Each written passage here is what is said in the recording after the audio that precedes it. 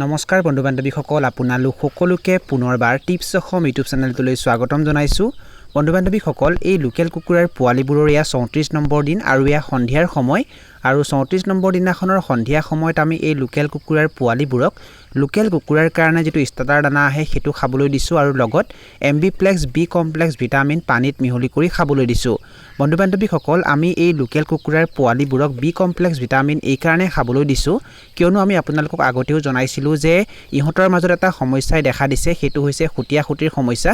এতিয়া বাৰু হেতু কমি গৈছে আৰু সেই কাৰণে আমি মানে এই খুটিয়া খুটিৰ সমস্যাটো একেবাৰে শেষ কৰিবৰ কাৰণে ইহঁতক সময়ে সময়ে সেউজীয়া শাকপাচলিৰ অংশ খাবলৈ দি আছো, লগতে নিমখ পানী খাবলৈ দি আছো আৰু এতিয়াৰে পৰা আমি ইহঁতক বি কমপ্লেক্স ভিটামিনো পানীত মিহলি কৰি খাবলৈ দিম। আমাৰ লগত এতিয়া প্ৰায় 270টা মান লোকেল কুকুৰাৰ পোৱালি আছে আৰু এই 270টা লোকেল কুকুৰাৰ পোৱালিক আমি প্ৰায় 20 ml বি কমপ্লেক্স ভিটামিন পানীত মিহলি কৰি খাবলৈ দিছো।